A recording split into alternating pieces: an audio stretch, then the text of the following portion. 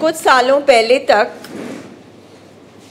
जब alcohol anonymous का group शुरू हुआ पूरे वर्ल्ड में, जो रिकवरिंग एडिक्ट्स थे, जो फेलोशिप स्टार्ट हुई कि कैसे नशे से निकला जाए, तो पहले मीटिंग्स होती थी, सेशंस होते थे जहाँ एक जैसी फैमिलीज़ और पेशेंट बैठ के मतलब पेशेंट को हेल्प करते थे निकलने के लिए। अब रीसेंट रिसर्चेस के अकॉर्डिंग जो नया सब्जेक्ट आया है वो है फैमिली इंटरवेंशन।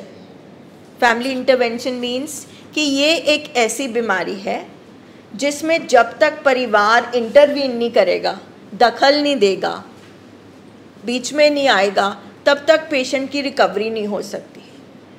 सो राइट नाउ आज की प्रेजेंट मतलब डेट के सिनेरियो के according best medical practices plus rehabilitation और काउंसलिंग, जिसके केस के अकॉर्डिंग जो बनता है, फैमिली लर्निंग ट्रेनिंग, ठीक है, and the concept of family first.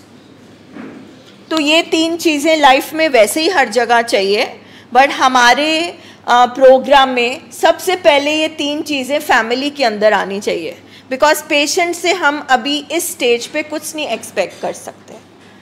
बच्चा पैदा होता है, हम डिलीवरी के लिए डॉक्टर के पास जाते हैं विद फेथ, हम स्कूल भेजते हैं, वी हैव फेथ कि ये स्कूल, ये टीचर हमारे बच्चे को ट्रेनिंग देगा। बच्चा पैदा होता है, आपने देखा है वो बहुत बार ना फादर ऊपर उछालते हैं बच्चे को, फाइन, जब भी कोई और करेगा वो डर जाएगा, मगर जब फादर करेगा या मदर करेंगे तो वो नहीं डरेगा, दैट इज़ फेथ। तो ये जो इंग्रेडिएंट है हमारी ज़िंदगी का, ये सब कुछ सबसे इम्पॉर्टेंट चीज़ है, ठीक है। Second thing is time and third thing is patience. जैसे कि परसों जो हमारी मीटिंग में बात हो रही थी कि ये एक ऐसी बीमारी है जिसमें पेशेंट सबसे ज़्यादा इम्पेशेंट है, सबसे ज़्यादा पेशेंट में ही नहीं है, वो मरीज़ है, वो बीमार है, उसका ब्रेन कुछ प्रोसेस नहीं कर सकता। फैमिली ने इतना टाइम लगाया होता है, इतना टाइम लगाया होता है, इतना ट्रॉमा सा होता है कि हमारे पास वो आके थकी हारी टूटी होती है, फाइन।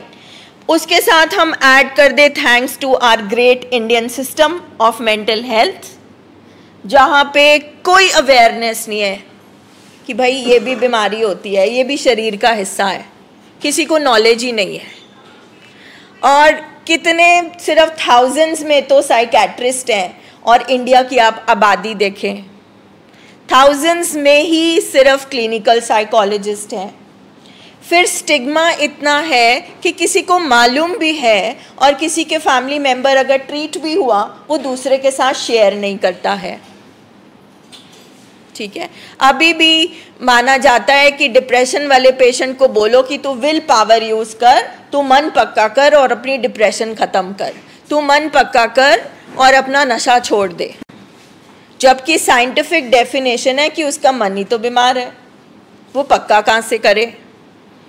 तो इतनी सारे मेस और कंफ्यूजन के बीच में फिर भी ये ट्रीटमेंट ये तीन चीज़ें मांगता है, ठीक है, क्योंकि इतनी कॉम्प्लेक्सिटीज़ हैं इस फील्ड को लेकर, इतनी कन्फ्यूजन्स हैं, इतनी इनविजिबल चीज़ें हैं, ठीक है। और ऊपर से अगर हम अपने थोड़ा सा करप्शन को भी ले लें सोसाइटी में, तो फैमिली लॉस्ट होती है, ठीक है। सिर्फ इस फील्ड में नहीं, आई थिंक हार्ट के भी ऑपरेशन हो, कुछ भी हो, आजकल things are happening wrong in every field, specially हमारी फील्ड में।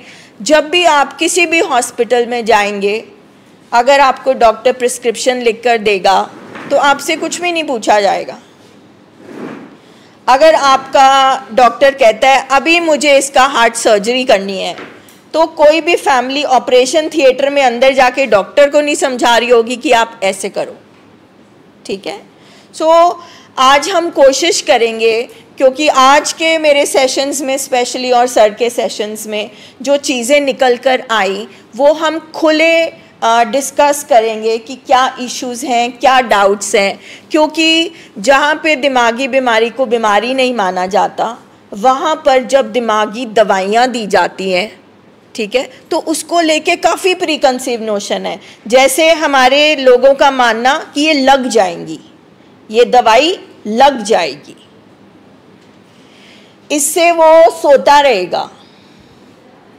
बहुत सारी फैमिलीज़ को होता है इससे वो इम्पोर्टेंट हो जाएगा, वो सेक्सुअल रिलेशनशिप नहीं रख पाएगा और वो बच्चा पैदा नहीं कर पाएगा। हम बोल रहे हैं मिथ और जो हमारी कॉन्सेप्शंस हैं सोसाइटी में, प्रीकंसीव नोशंस हैं, उनको लेकर बात करेंगे, ठीक है।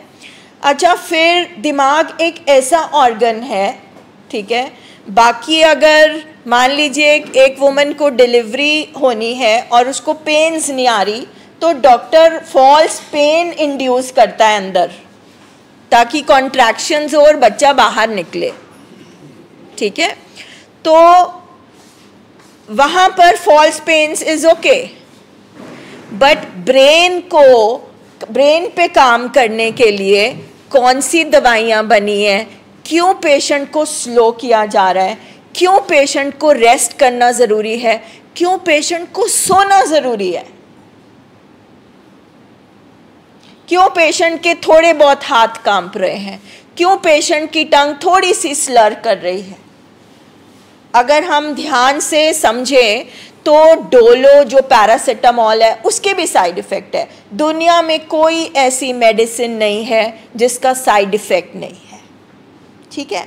अब इशू ये आ जाता है कि मान लीजिए किसी को बहुत तेज़ बुखार है, तो हम डोलो के साइड इफ़ेक्ट पे ध्यान देंगे कि उसके बुखार को कम करने की कोशिश करेंगे। What do you think?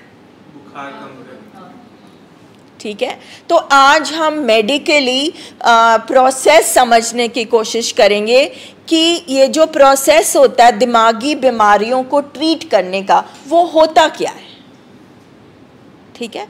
As far as mental health laws are concern, patient का डेफिनेटली ही is not in condition to understand, but family का डेफिनेटली पूरा राइट है, सब कुछ है, fine, you should know everything, but at the same time you need to have faith, because कोई भी डॉक्टर चाहते हुए भी गलत दवाई देके खुद ही फंसेगा। मतलब वो गलत दवाई देगा ही क्यों?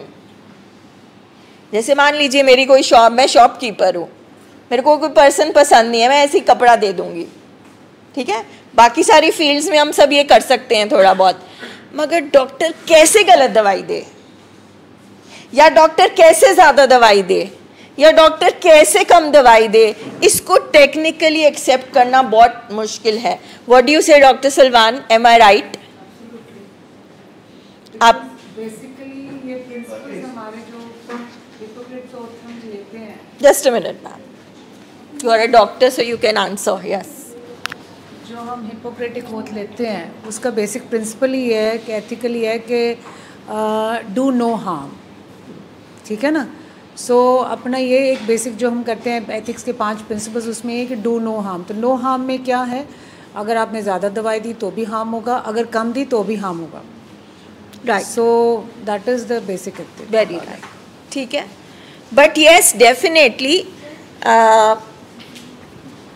आप बैठो, कोई बात नहीं मैम, आप बैठो, नहीं आप बैठो, वहाँ पे किसी को, मैम वहाँ पे किसी को इंस्ट्रक्ट करो प्लीज़। सी, आप बैठोगे,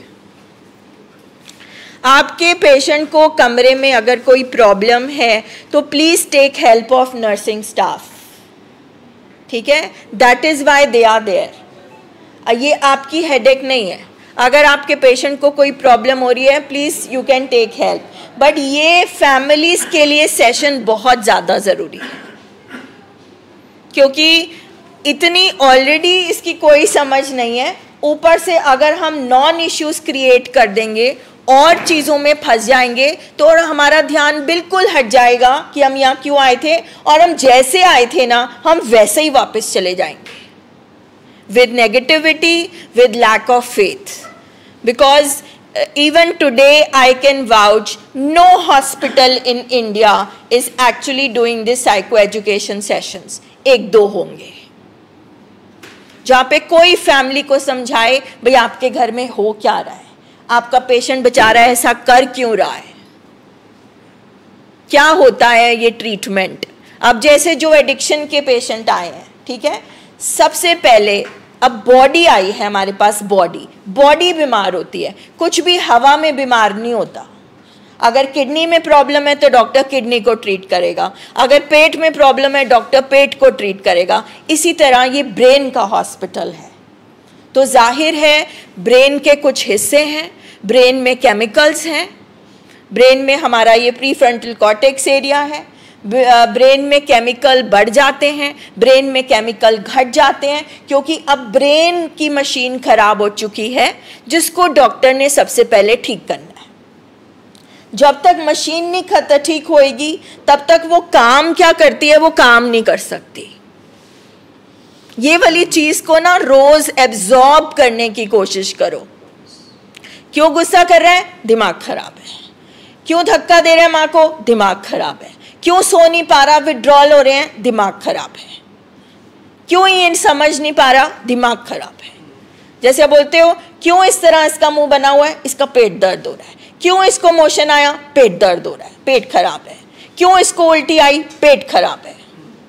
पहाड़ा याद करते हैं ना, टेबल्स, इस तरह से दिमाग को याद दिलाओ ताकि आपका ध्यान अपने रिश्ते से मरीज पे आए, ब्रेन पे आए। क्यों सर फट रहा है, बीपी बढ़ा हुआ है। क्यों चक्कर खा के गिर गया, बीपी फॉल कर गया। क्यों इसकी सेहत नहीं बनती, एचबी लो है।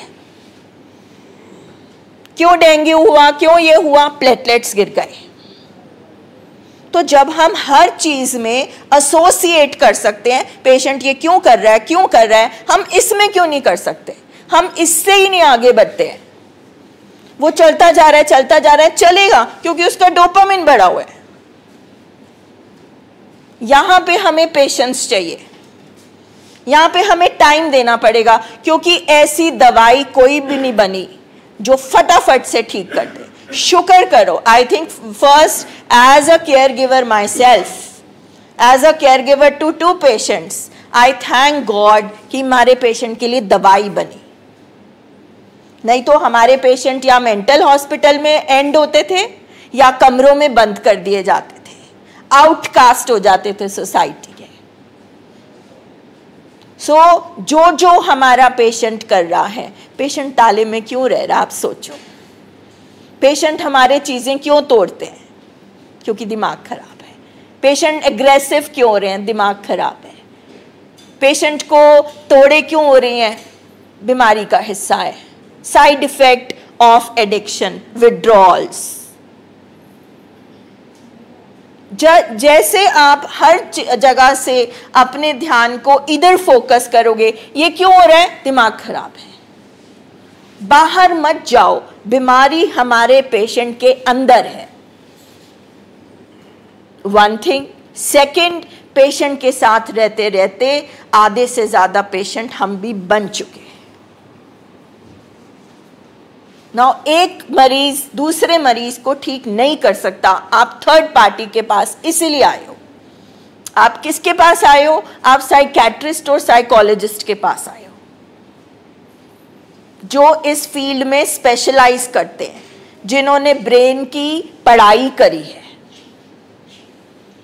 जिनको पता है एडिक्शन क्या होता है, विड्रॉल क्या होता है, जिनको पता है कि मुझे अभी इसका डोपामिन फैला हुआ है, इसके डोपामिन को कम करना है, ये अभी अपना नुकसान कर सकता है, इसको सुला के रखना पड़ेगा, सिडेट करना पड़ेगा।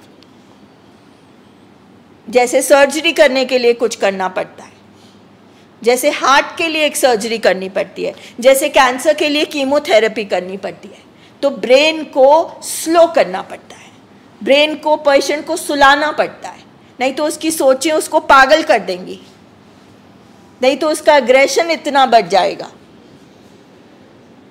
तो कई बार हमारी फील्ड में पेशेंट का सोना खाने से इम्पोर्टेंट होता है।